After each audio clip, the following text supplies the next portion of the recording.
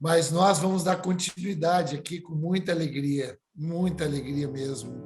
E vamos terminar hoje, né? Vamos finalizar esse livro de Colossenses, né? Um livro muito lindo, um livro maravilhoso, né? Um livro que nós já tínhamos, né? Muitos de nós já tinham estudado, já tinham lido, já conheciam, mas como a palavra de Deus ela se renova, nós conhecemos agora de uma forma diferente, né? Nos inundou, nos encheu de uma forma diferente, de uma forma renovada. Então, hoje nós vamos entrar nesse último capítulo, que é o capítulo 4, né? E eu quero trazer, assim, uma breve... É um capítulo um pouco mais curto, né? Que tem uma finalização, assim, um epílogo muito bem direcionado. Então, eu quero fazer uma recapitulação dos outros capítulos anteriores para a gente poder já entrar nessa finalização aqui com a nossa memória, com a nossa cabeça bem fresquinha de tudo aquilo que a gente viu. Então, a gente trabalhou nesse livro de Colossenses, um livro que o apóstolo Paulo escreveu na prisão domiciliar que ele teve em Roma, e ele recebeu ali alguns irmãos que eram dali, daquela região, que ficava na Ásia Menor, que hoje é a Turquia, que era a cidade de Colossos. E nessa cidade nós trabalhamos e vimos uma estrutura muito peculiar, que é a estrutura da deusa Cibele, a deusa mais conhecida, né, desse tempo antigo do Império Romano, era a deusa Ártemis para os romanos e a Diana para os gregos, né? Mas nós vimos que a deusa Cibele tinha uma proeminência muito grande. A característica dela, a nível de imagem, é que ela tinha aquela formação de muradas, né? Aquela formação de proteção da cidade, muros da cidade na cabeça, né? Como se fosse uma coroa. Então, o Império Romano denotava para elas vitórias, né? E o êxito bélico que eles tinham nesse momento, né? Onde eles dominavam, o Império Romano dominava o mundo antigo, né? Então, eles davam crédito àquela divindade chamada Cibele, que era a cabeça, né? Era chamada a mãe de todos os deuses. Né? E nós trabalhamos a mentalidade, essa questão da guerra na mente, né? O sofisma, nós trabalhamos bastante, né? No livro de Coríntios, sofisma. O que é o sofisma? São coisas, são argumentos, são filosofias, são formas de pensamento que parecem verdadeiros, parecem reais, mas que estão fora do sentido que Deus preparou para as nossas vidas. Então, há uma sugestão mental, né, que nos conduz a nível de elucubrações, de imaginações, né, coisas, cenários que são formados na nossa mente, que são essas imaginações, né, uma vida utópica, uma vida que não condiz com a realidade, né, e principalmente com a realidade daquilo que Deus preparou para cada um de nós. Então, essa mentalidade comprometida, ela é reformada quando nós recebemos fé e começamos a direcionar o nosso coração e a nossa mente também para Jesus, como ele sendo o nosso Cristo. Então, nós vamos adquirindo agora a mente de Cristo, né? E esses sofismas, essas fortalezas, elas vão sendo quebradas. E nós vamos mudando os nossos valores, o nosso entendimento, a nossa vida. Então, essa foi uma característica. E esse livro, o livro de Colossenses, é um livro que fala muito de Cristo como o cabeça. Olha que interessante isso, né? E como que conecta com o livro de Éfeso? Porque Éfeso fala da igreja como o corpo. Então, é o corpo ligado ao corpo no sentido dessa reunião de pessoas, né, que recebem a mesma fé e se conectam, né, andam juntas. Esse é o sentido da comunhão. Por isso que as pessoas, elas têm dificuldade de andar juntos, elas têm dificuldade de caminhar como família, né? porque realmente é uma força lançada na mente para a gente andar sozinho, para a gente se isolar, para a gente ser autossuficiente, nos tornamos aí egoístas, né? E recebemos uma quebra naquilo que é o relacionamento, né? Os afetos acabam ficando comprometidos, né?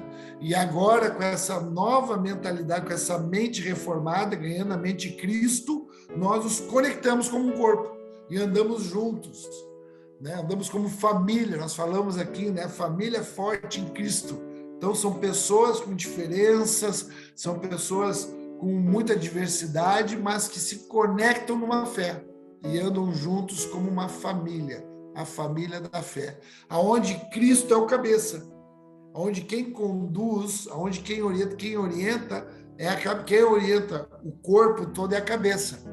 Então, Cristo é o cabeça no sentido de aquilo que ele pensou a nosso respeito, aquilo que ele elaborou, aquilo que ele destinou, que ele predestinou a nosso respeito. Então, agora esse corpo consegue ser orientado por essa cabeça. Então, Cristo é o cabeça, e é isso que fala nesse livro. Entrando no livro, a gente vê no primeiro capítulo falando que aqueles que foram ressuscitados aonde? No entendimento. Aqueles que morreu aquela velha maneira de pensar e ressuscitou um outro pensamento, um outro entendimento. Então, esses que ressuscitaram agora, eles pensam nas coisas do alto e eles buscam as coisas do alto, outros valores, outra fé. Então, os pensamentos deles são voltados para o alto, no sentido que não são voltados mais para si mesmo. Agora ele começa a amar o próximo como a si mesmo. Então, o egoísmo, ele vai sendo agora trabalhado e vai sendo moldado a nível de pensamento. Então, começa a pensar nas coisas que são do alto. Nós vimos também que houve uma mudança, uma alteração, né? Ele nos transportou, nos tirou, nos libertou do império das trevas e nos transportou para o reino do Filho do seu amor. Então, essas foram as marcas do primeiro capítulo. Ou seja, essa mudança, esse novo nascimento e esse transporte no sentido processual de desenvolvimento, de conhecimento. Por isso que nós estamos aqui fazendo um estudo de teologia aplicada. Aplicada aonde? No nosso dia a dia, no nosso cotidiano. Desde as coisas mais simples que nós nos envolvemos até as decisões mais complexas, difíceis.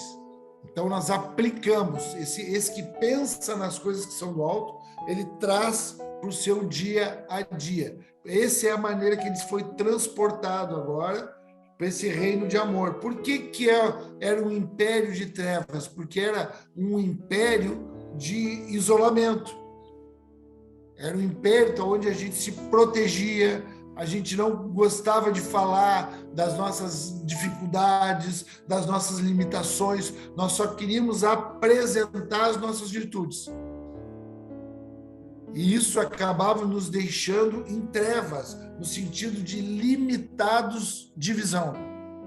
Uma visão prejudicada. E agora nós somos transportados para um lugar de luz. O que é luz? É o amor. Aonde que o amor ele se expressa? No relacionamento. Que tipo de relacionamento que o amor se expressa? No relacionamento fácil, que só aparece afinidades? Não. No relacionamento difícil. No relacionamento que é conturbado. Porque quanto mais nós nos aprofundamos nos relacionamentos, ele vai ficando conturbado, vai ficando difícil. Tu pode ver, tu vai começando a conviver, e assim a gente lê o casamento, né? Tu vai começando a conviver com uma pessoa durante algum tempo, as coisas começam a ficar difíceis, porque as diferenças começam a aparecer.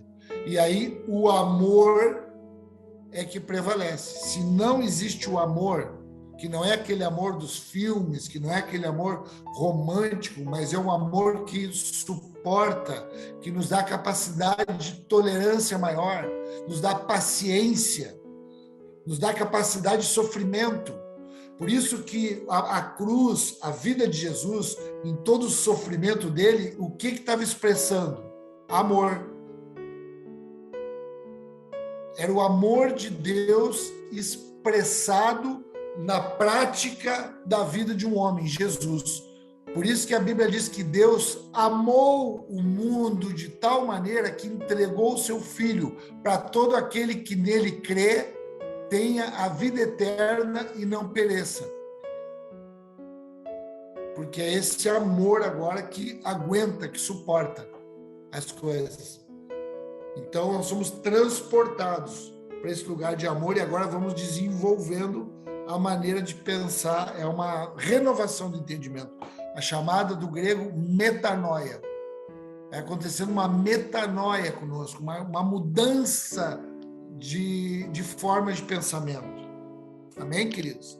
Aí depois nós entramos no capítulo 2. No capítulo 2, o que nós vimos? Se vocês passarem aí pelos pergaminhos de vocês vão ver que no capítulo 2 nós trabalhamos ali a questão do comprometimento que essa mentalidade deturpada e corrompida nos leva. Quais as três, das coisas, algumas coisas, nós trabalhamos três aspectos. Nós trabalhamos o legalismo, aquela forma legal de pensar, né? Aquela forma a partir da lei, aquela forma que gera autoritarismo, né? Aquela forma que coíbe a relação, porque tu sabe que aonde tem relacionamento, tu pode ir extinguindo a lei. Aonde não tem relacionamento, tem que ter lei, porque senão não tem ordem. Agora, a partir do momento que as relações do amor elas vão se estabelecendo, aí é possível a flexibilização da lei. Amém, queridos? Então, sabe que os países que têm mais dificuldade de relacionamento, eles andam muito bem quando a questão judiciária é muito forte.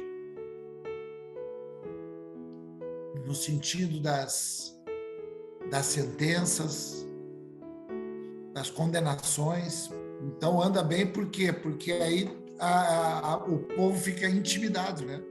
E não quer sofrer algumas sanções ali da lei, então eles acabam obedecendo à força. Agora, a partir do momento que o relacionamento da família se estabelece, essa lei pode ser flexibilizada, né? Aí a gente pode lidar com ela de outra forma. Então, nós trabalhamos o legalismo. Trabalhamos também o segundo aspecto, é o misticismo. Aquela coisa mística, aquela coisa distante, lembram? Nós falamos aquelas reuniões com profecias de qualquer jeito, aquela coisa sem ordem, aquela coisa sem o racional envolvido. A fé é racional. A fé é inteligente. É um culto racional. Não é uma ausência de sentido. Não é um devaneio. Aquilo que é místico, que começa no invisível, que é subjetivo, ela precisa se materializar. Por isso que o verbo, que era o Cristo na vida de Jesus, ele se faz carne, ele encarna. Então Jesus foi homem, como eu e tu. A nível de espécie, né? Humano ser. Então ele foi homem, porque ele materializou. Então não pode ficar só no ambiente místico, só no ambiente de elucubrações, não, porque senão a gente caminha também com a nossa mente lá naquele aspecto utópico e não concretiza as coisas. A fé não é uma fé de dizer que, não, acredito que pode acontecer tal coisa, não, eu tenho fé. Não, a fé é tu ouvir o que já foi dito e que tu acredita que porque tu ouviu, isso vai se materializar. Não é porque tu falou e porque tu deseja tanto e tu pede para essa divindade que tu acredita que tem que se materializar. Isso é muito importante, queridos. Porque aí é que nós acabamos nos perturbando um pouco na nossa maneira de pensar a nível de fé. Quando a gente é criança, a gente pensa assim. A gente acha que o nosso pai pode dar tudo, porque a gente acha que ele pode dar tudo, e que ele tem que dar tudo, e que a gente merece. Então, a gente trabalha quando a nossa fé é uma fé infantil ainda, nesse ambiente, que o pai pode dar tudo, que ele é Deus, que ele é o criador de tudo, e então que ele pode dar tudo, e que eu mereço, que eu sou uma pessoa boa, e aí eu fico pedindo, meu pai me dá, meu pai me dá, meu pai me dá. Enquanto a gente é criança, isso aí pode ser desse jeito. E aí o pai sabe e vai dizer, não vou te dar. Eu sei que isso não é bom para ti. Um pai sabe o que é bom para o filho.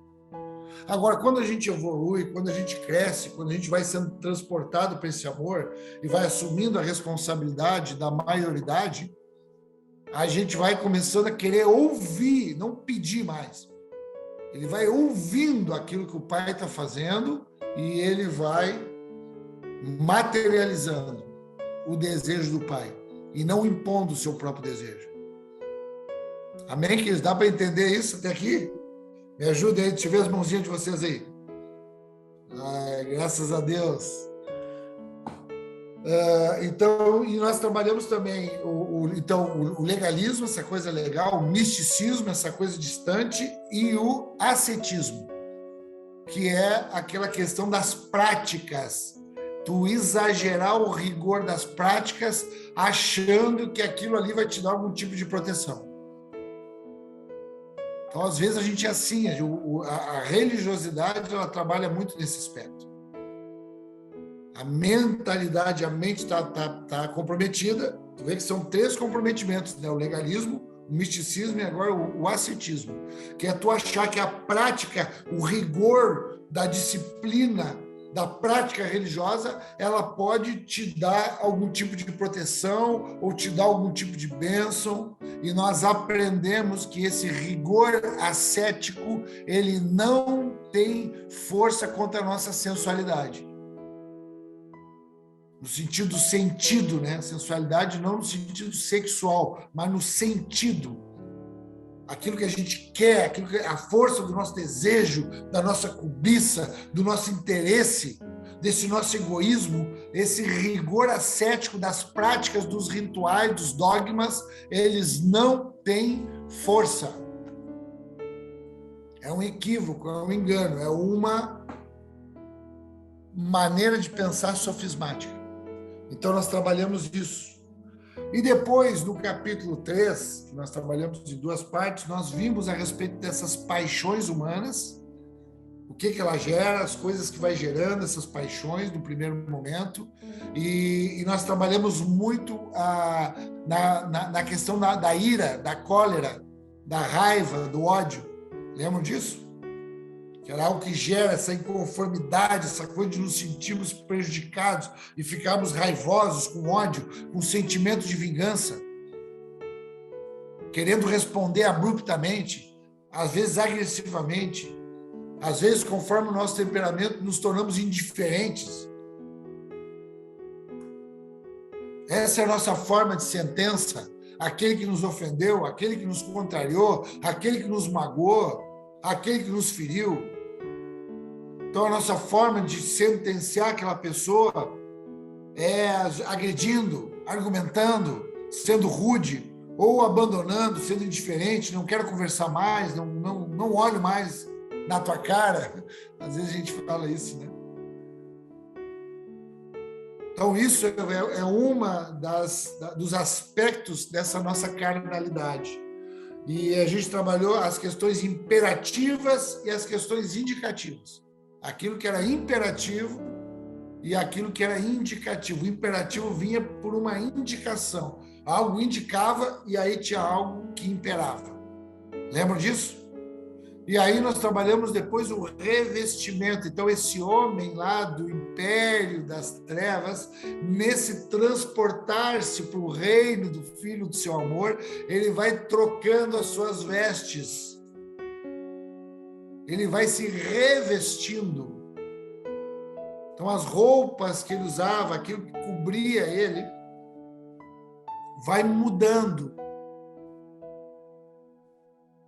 Então, é um revestimento. Isso a gente está falando no sentido de conduta, de comportamento, de interioridade, né? De pensamento e de maneira de ser. Então, tu vai te tornando mais amável, mais moderado, mais paciencioso, mais tolerante, porque está chegando perto do amor. Está saindo daquele lugar tenebroso, escuro, que nos dava medo. Muitos dos nossos temperamentos, querido, é por conta do medo, da insegurança. E agora, quando a gente vai chegando perto da luz, do amor, o medo, ele já não prevalece. Ele até vem às vezes, mas ele é abduzido por esse amor. Graças a Deus. Então a gente é revestido, esse novo homem, ele é revestido do amor, que é o vínculo da perfeição. Então agora nós começamos a ter coragem de nos relacionar, de enfrentar os relacionamentos difíceis, de enfrentar os nossos casamentos, que eles também têm o seu grau de desafio, e as nossas relações de forma geral. E aí, num segundo momento, nós trabalhamos no capítulo 3, agora como que isso se projeta na nossa relação do dia a dia. E trabalhamos primeiro no casamento. Como que o homem tem que ser, como que a mulher tem que ser. Lembram disso? Depois foi para a família, como que esses pais, eles lidam com os filhos. Não podem provocar a ira dos filhos. Aí nós trabalhamos aquela questão aí que nós entramos na ira, no ódio. Isso que está mudando em nós. Passamos a ser pessoas mais acolhedoras, pessoas que suportam mais. Ganhamos um nível, um grau de tolerância maior. Isso não quer dizer que a gente se transforma nos bobos. Ou nos, como a gente fala para nós, assim, né, nos capachos, que é o lugar da gente pisar, né? Não é isso. Mas é que agora a gente tem tanta força, tanta maturidade, a gente está tão resolvido emocionalmente, porque agora foi extraído várias coisas que o medo botou dentro de nós, que era amargura, ressentimento, mágoa, frustrações, decepções, isso foi sendo retirado e agora a gente se tornou uma pessoa melhor resolvida. E as nossas emoções agora, elas ficam mais equilibradas para tratar com situações difíceis. E agora na relação de filhos, de pais, elas são agora mais bem direcionadas, né? E um ambiente saudável. Onde um cristão está, o ambiente se torna saudável. Por isso que às vezes nós somos colocados em ambientes difíceis, de trevas, escuros, que é para nós fazermos a diferença, para nós mudarmos ali. Porque assim como foi mudada aquela metanoia na nossa mente, a gente ganha também uma autoridade agora de transformar os ambientes que a gente é inserido com esse tipo de entendimento e de responsabilidade. Então a gente não tem mais medo de estar em lugares difíceis, num trabalho difícil, num casamento difícil, com filhos difíceis, uma cidade difícil, porque agora o que é difícil é para que nós venhamos ali a ser trabalhados mais ainda e poder ver a transformação desses ambientes através de Cristo. E aí depois nós fomos finalizando, entrando na vida social, na vida da cidade, que daí nós trabalhamos a questão dos servos, né, que é o funcionário que tem que obedecer às suas autoridades, tem que tratar as coisas sem fazer acepção. Nós finalizamos assim na semana passada, porque Deus não faz acepção. Para ele não há grego, nem judeu, preto e branco.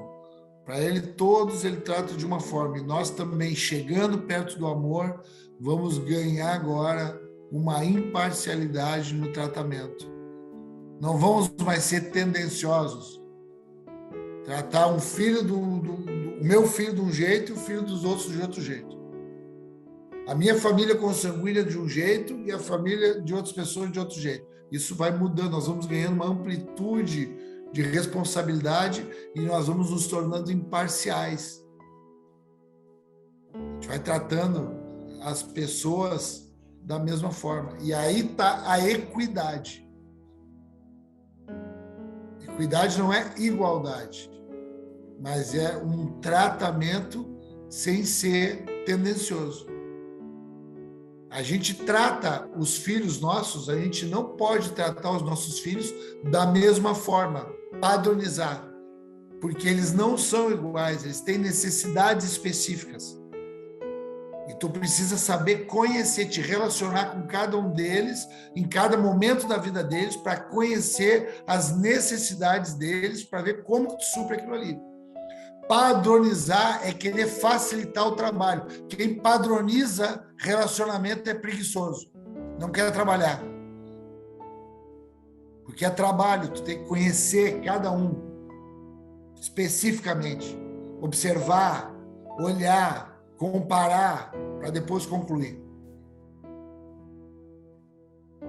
Então, equidade não é igualdade, mas é tentar dar para cada um aquilo que ele precisa, sem que eu faça a escolha daquilo que eu quero ser agradado para cuidar daqueles que eu gosto mais ou deixar de cuidar daqueles que eu gosto menos. Amém, queridos? Então, nós finalizamos aí. E hoje nós vamos entrar no capítulo 4. E a gente entra no capítulo 4 com uma complementação do capítulo 3. Mas eu deixei de forma intencional esse primeiro versículo do 4 para a gente fazer essa conexão com esse 3, que é a relação desse empregado, desse funcionário com a autoridade. E agora vai vir a responsabilidade da autoridade com o funcionário, do líder com o liderado, do pai com o filho, do professor com o aluno, do empregador com o empregado. Então, no capítulo 4, diz assim, a partir do primeiro versículo: Senhores, tratai os servos com justiça e com equidade. Então, o Senhor, ele está dizendo, essa casta de autoridade, né, mais elevada, esse senhorio, né? Então, a orientação é que eles tratem com justiça os seus servos e com equidade, que é isso que nós falamos agora.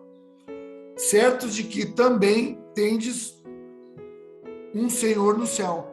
Então, por que ele é um Senhor? Por que ele tem autoridade? Porque ele está debaixo de uma autoridade maior.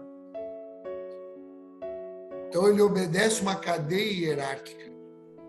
Então, por ele estar debaixo de um senhorio de Deus, que aparece na vida de Jesus, por isso que Jesus é o nosso Senhor e Salvador.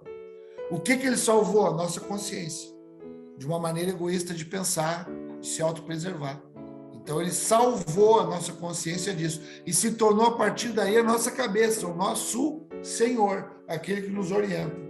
A partir desse senhorio, nós também somos aptos a projetar esse senhorio, essa autoridade que está sobre nós, orientando, ensinando, cuidando pessoas naquilo que eles vão desenvolvendo também. Amém, queridos? Mas ele diz aí que isso aí tem que ser no nível espiritual de cuidado, de oração. Diz, perseverar em oração, vigiando com ações de graças. Versículo 3, suplicai ao mesmo tempo também por nós, para que Deus nos abra a porta à palavra, a fim de falarmos do mistério de Cristo, pelo qual também estou algemado, para que eu o manifeste como devo fazer. Portai-vos com sabedoria, para com os que são de fora, aproveitai as oportunidades. A vossa palavra seja sempre agradável, temperada com sal, para saberes como deveis responder a cada um. Então, aqui eu quero fazer uma parada aqui, para nós poder nos situar. Então, terminou ele falando como que nós nos comportamos como servos, como filhos, como alunos, pensando naquele desenvolvimento, né? Aquele transporte que vai nos desenvolvendo.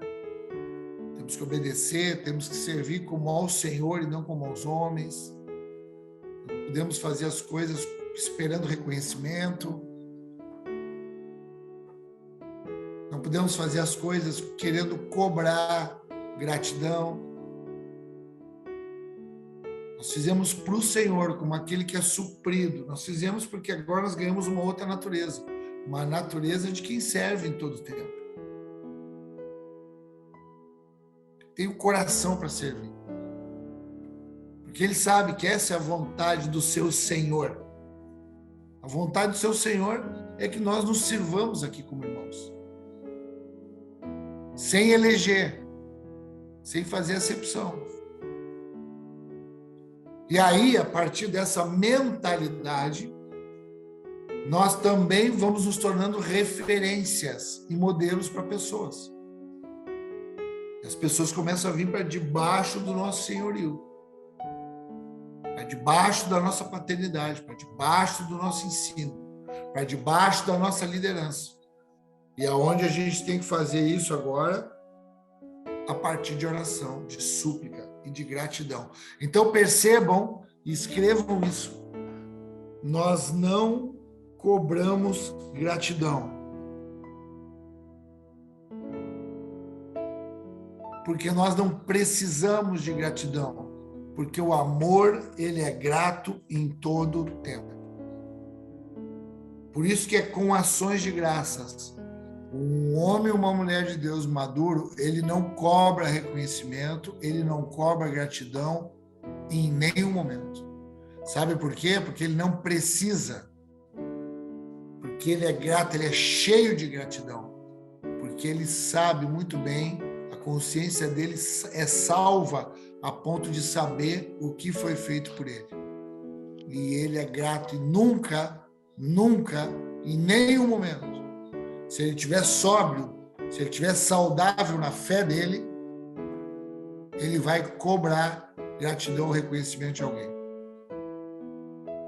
Porque ele está cheio disso, ele vive cheio disso, ele é grato, ele está com o coração sempre em ações de graças, mas orando, clamando a Deus.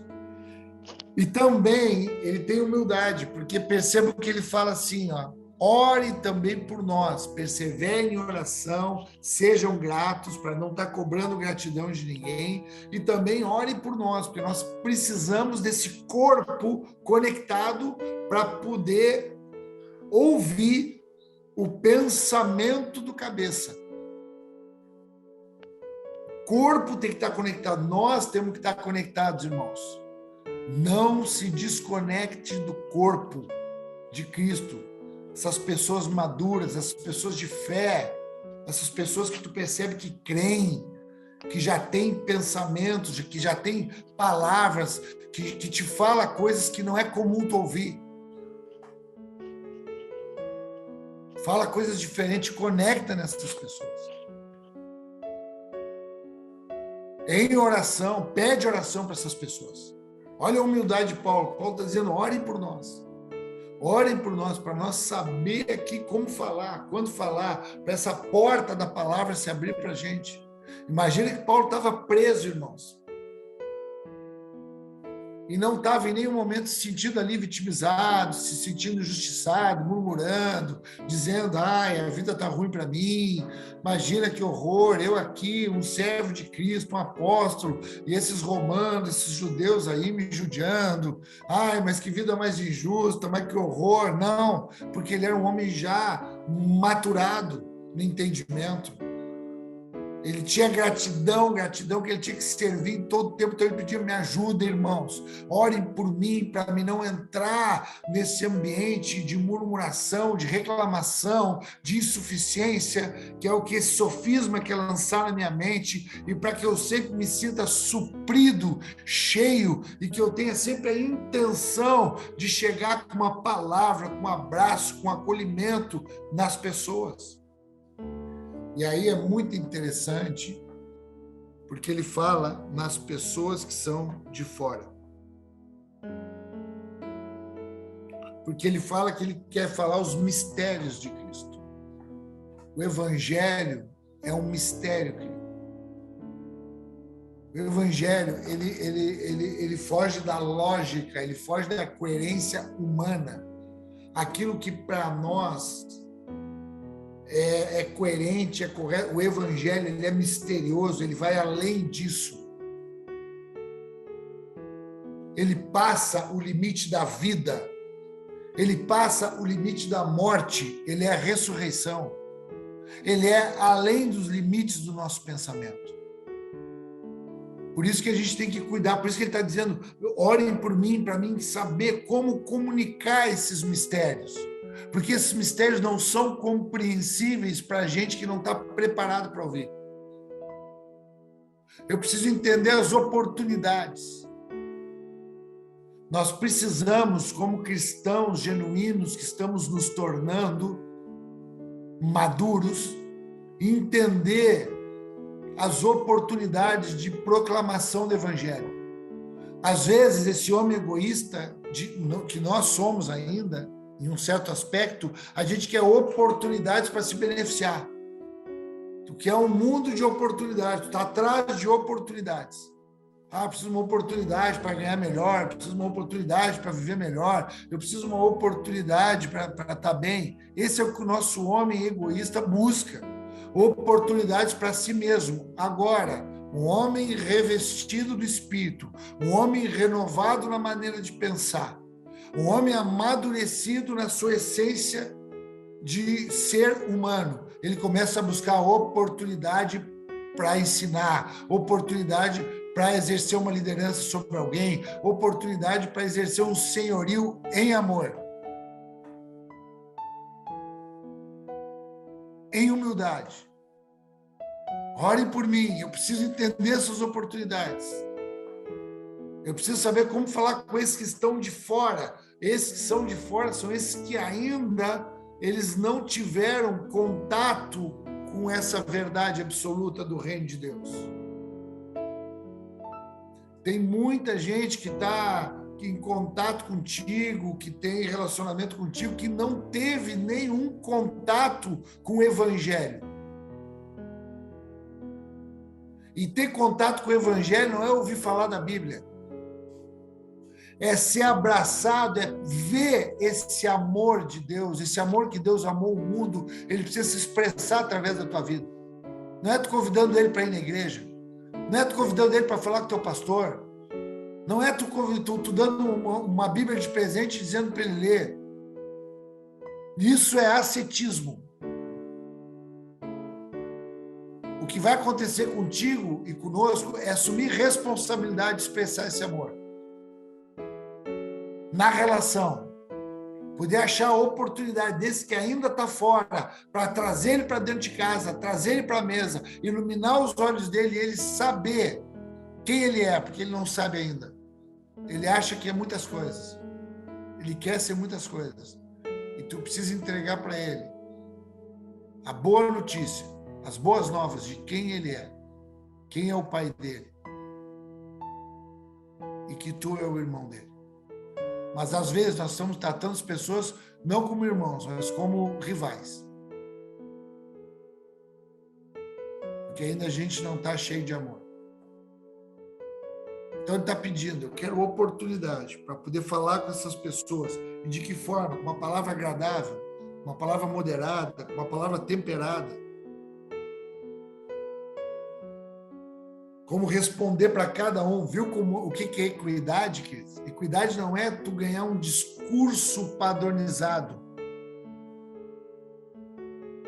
Equidade é tu empenhar numa angústia para responder para cada um como convém. O mundo, as pessoas precisam de respostas, as pessoas estão cheias de interrogações, as pessoas estão cheias de perguntas não respondidas e o Evangelho é a resposta. Esse cristão é a resposta, porque ele está conectado nessa cabeça. Mas isso vem com essa vida de oração, com essa vida de entrega, com essa vida de busca e de pensamento nas coisas que são além daquelas que a gente está buscando aqui enlouquecidamente, obcecadamente. E que não vão nos dar nada. É um equívoco, um sofisma de pensamento.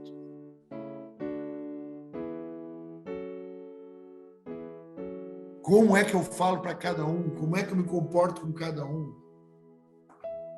Um clamor no coração de Paulo aqui, pedindo para os irmãos e nos ensinando a viver essa vida de oração.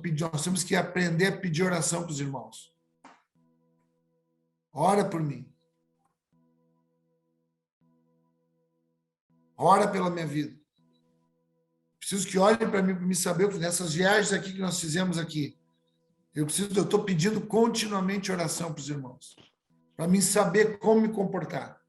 Porque eu não sei como me comportar. E eu nem quero saber, porque se eu quiser saber, vai ser de uma maneira humana de estabelecer as coisas, e não dessa maneira misteriosa da sabedoria de Deus. Eu quero viver os mistérios do Evangelho. E não aquilo que eu possa conhecer simplesmente com uma inteligência humana. Pedir oração.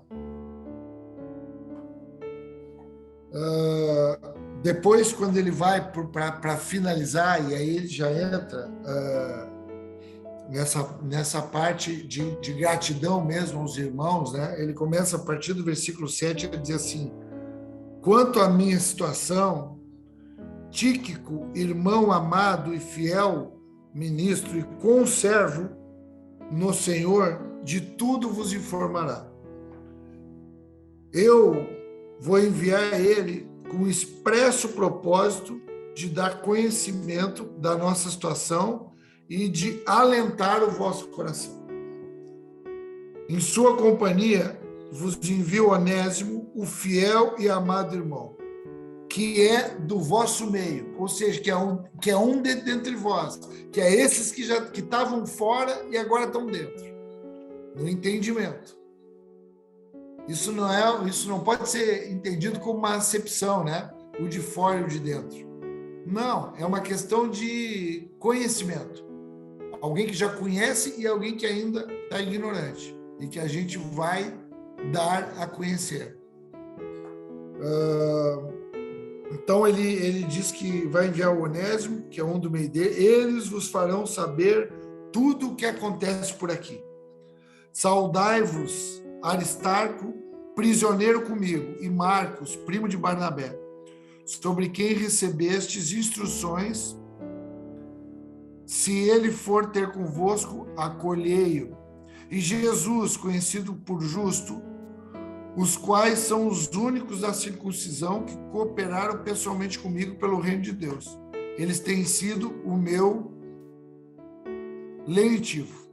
Saudai-vos Epáfras, que é dentre vós, outro que ele diz, esse Epáfras também, ele é do meio de vocês, está aqui comigo, servo de Cristo Jesus, o qual se esforça sobremaneira, continuamente, por vós nas orações, para que vos conserveis perfeitos e plenamente convictos em toda a vontade de Deus. E dele dou testemunho de que muito se preocupa por vós, pelos de Laodiceia e pelos de Hierápolis. Sauda-vos Lucas, o médico amado, e também Demas. Saudai os irmãos de Laodiceia e Ninfa, e a igreja que ele hospeda em sua casa. E uma vez lida essa epístola perante vós, providenciai para que seja também lida na igreja dos Laodicenses. E a dos de Laodiceia, lede-a igualmente perante vós. Também dizei a Arquipo, atenta para que o ministério que recebeste do Senhor, para o cumprires. A saudação é de próprio punho. Paulo, lembrai-vos das minhas algemas, a graça seja convosco. Então ele começa a fazer aqui, para finalizar essa carta, ele começa a expressar bem essa questão da comunhão, do corpo, para poder ter a orientação do cabeça. Então ele fala, olha, esses irmãos, eu estou em sofrimento aqui, eu estou preso aqui, eu estou numa situação difícil, mas tem irmãos aqui comigo, nós estamos numa caminhada, isso não deu nada errado, está tudo certo, eles vão ir até aí, vão falar como é que nós estamos aqui, como é que está o nosso coração, de que nós conversamos, como nós sonhamos aqui, vai falar das orações, eles vão levar notícias para vocês. Nós precisamos saber conviver trocando notícias, irmãos. Eu venho aqui nessa viagem e eu vou levar notícia para vocês dos irmãos que estão aqui. A mesma coisa que acontecia há mais de 2000 anos, no início da igreja, a igreja primitiva, é o que acontece ainda hoje, porque a mente, a fé e a consciência é a mesma, porque Jesus é o mesmo, Deus é o mesmo. Então, nós precisamos abrir um pouco mão das nossas coisas que estão nos causando preocupação, ansiedade e doença mental, sobretudo, e também que está somatizando o nosso corpo, e começar a nos preocupar como que os irmãos estão, como é que as pessoas estão vivendo, e começar a trabalhar essas notícias entre nós. Isso é saúde para o nosso corpo. Isso começa a dar uma verdadeira utilidade para o nosso viver. Nós perdemos a condição do viver, irmãos. Nós estamos mortos em vida, muitas vezes. Vivendo só atrás dos nossos medos, atrás das nossas inseguranças, atrás daquilo que nos aflige. E é preciso que haja uma mudança de entendimento. Isso já está havendo contigo e comigo, para que a gente possa pensar como é que o meu irmão está, como é que o Círio está vivendo lá em Três Passos, como é que está a vida do Tiago ali na casa dele, como é que está a Ene ali com a família, como é que está a Grace aí com essa gestação, e lá na Câmara agora como é que está, mas e lá em Jaraguá o Tiago, é isso que é saúde, como é que está ali no salão do pastor Saulo, e a irmã Marli como é que está, nós precisamos querer saber dessas coisas. Às vezes, alguns vão fechar portas e vai ficar inacessível, mas não tem problema, vai para outra porta. Ore por mim para que eu saiba quais são as portas da palavra. Mas sai de ti mesmo e entra nesse ambiente mais amplo, maior da vida em abundância. Quer saber como é que estão os irmãos? É assim que tu vai ver o que Deus está fazendo. Deus não vai estar fazendo só na tua vida aqui. Deus está fazendo na tua vida, mas Ele está fazendo num corpo dos irmãos. E às vezes nós estamos alheios a tudo isso que está acontecendo. E a gente está vivendo uma vida reduzida, uma vida aflita, perturbada. E Paulo finaliza dizendo, olha, os irmãos estão indo aí para levar notícias de como nós estamos aqui, eles trouxeram notícias de vocês.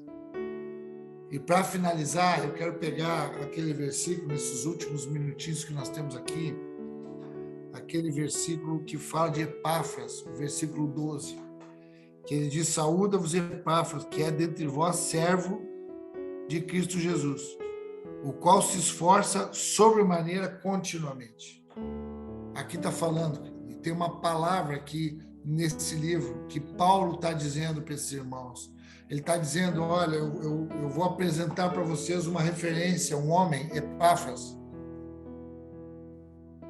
que ele é um modelo, que ele é um exemplo a ser seguido. Não por ele mesmo, mas é porque ele é uma representação de Cristo Jesus. Ele é uma parte de Cristo Jesus que foi colocado perto de vocês. E ele tem se esforçado sobremaneira e continuamente. Então, o reino de Deus, ele vai ser ganho pelo teu esforço. Tu vai ter que empenhar intencionalmente uma força de decisão e de escolha. E continuamente, isso não pode ser um fogo de palha, isso não pode ser uma semana, isso não pode ser um mês, isso não pode ser um retiro. Isso é uma vida, isso é uma natureza. É um empenho incessante. Então, eu quero que tu escreva aí essa referência que ela é empenhada, ela é dedicada a uma dedicação exclusiva por essa causa e contínua, incessante, perseverante.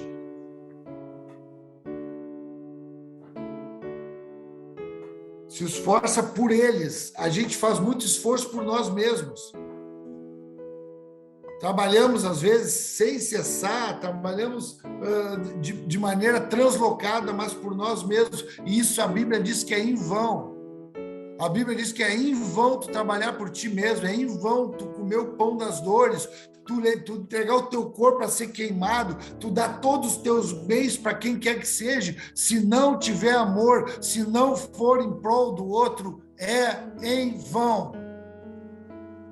É aquele que planta e não colhe, é aquele que bota o dinheiro no sactel furado. É um homem que se esforça pelos outros, é um homem que se esforça por eles nas orações, para que vocês se conservem perfeitos e plenamente convictos em toda a vontade de Deus. O nosso esforço, queridos, tem que ser para que a gente tenha gente perfeita, gente estimulada, gente que possa ouvir a vontade de Deus, para que cumpra a vontade de Deus, para que viva na vontade de Deus, para que experimente aquilo que é bom, perfeito e agradável. Esse é o nosso esforço. Tem que te esforçar pelas pessoas, as tuas orações para alguém.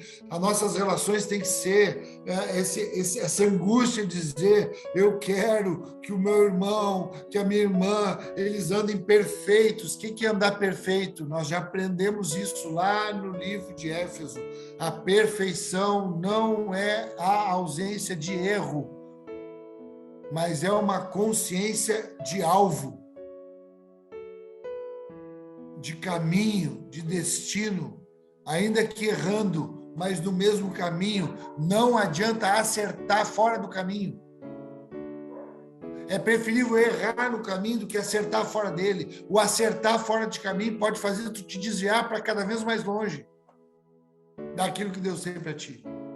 E às vezes tu errar dentro do caminho pode te levar ao arrependimento, pode vir alguém ali e te falar que tu usou ali a ferramenta errada, que tu de repente tu te perdeu um pouquinho ali na maneira de falar, mas isso aí vai fazer com que tu pense, te examine, renove o teu entendimento e volte dentro do caminho. Isso é ser perfeito. E esse é o nosso clamor. Esse é o meu clamor, olhando aqui para cada um de vocês aqui nessas telinhas, nessas janelinhas aqui, que para mim parece um apartamento cheio de janelinha aqui. O meu esforço, o meu empenho, meus irmãos, é para que vocês andem perfeitos, para que vocês ouçam a vontade de Deus. O esforço das minhas orações, o esforço das minhas relações que eu tenho com vocês, das intimidades que nós temos. Esse é o meu empenho, esse é o meu esforço. E eu não vou parar. E eu não vou nem, muitas vezes, deixar de correr o risco das nossas relações para que elas não se tornem relações superficiais. Tem que ser relações de entranháveis afetos. Relações que geram, que fecundam, tem que ser íntimas. Então, eu queria finalizar aqui esse livro com a vida de Epáfras, porque Epáfras foi o homem que transportou essa carta para lá, essas notícias para lá. Tinha uma outra carta ali que foi levada para Laodiceia também, que era uma cidade do lado de Colossos. E teologicamente há algumas teses aí, né? Mas eu não quero entrar nisso nesse momento. outro momento a gente pode conversar a respeito disso, mas o fato é que ele estava dizendo, olha, essa carta que está indo para vocês, leiam vocês, aprendam e também entreguem para os irmãos de vocês. Aquilo que os irmãos daquela cidade receberam numa carta, também peguem e leiam. Se interseccionem, andem juntos, dividam, repartam, se recebam, se acolham, acolheiam. Esse é o Evangelho de acolhimento. E essa carta é uma carta muito importante, né, dentro de todo o cânon das Escrituras aí da Bíblia Sagrada. Essa carta, a carta de Colossos, a carta dos Efésios, a carta dos Romanos, elas fazem ali um tripé, um triunvirato ali muito lindo, né, que a gente precisa estar estudando, estar falando, estar conversando e estar, sobretudo, aplicando no nosso dia a dia. Então, a minha oração nessa noite é que a gente tenha coragem de se envolver nas relações, coragem de pedir oração uns para os outros, coragem de se esforçar pela vida do outro continuamente, coragem de falar uma palavra que às vezes é até botando em risco o tema, né? O conteúdo bota em risco, mas isso tem que ser com uma palavra temperada, uma palavra mansa, com um coração cheio de amor, com uma intenção mesmo não de diminuir ninguém, não de acusar ninguém, não de condenar ninguém, mas com o profundo interesse que aquela pessoa seja perfeita e que queira encontrar a vontade de Deus. Amém, queridos? Graças a Deus. Uma alegria a gente poder ter finalizado esse livro juntos aqui, né? Perseverantes aqui, nos esforçando aqui. Eu louvo a Deus pelo esforço de cada um de vocês. Louvo a Deus mesmo. Sou grato pelo empenho, pelo esforço, pela continuidade, né, de cada um de vocês, porque eu sei que isso é Deus que tem fortalecido vocês e que continue assim, cada vez mais sendo transportados para esse lugar de amor, para esse lugar de pessoas resolvidas, pessoas emocionalmente preparadas, equilibradas, para poder servir em qualquer ocasião, em qualquer momento difícil. Amém, queridos? Deus abençoe.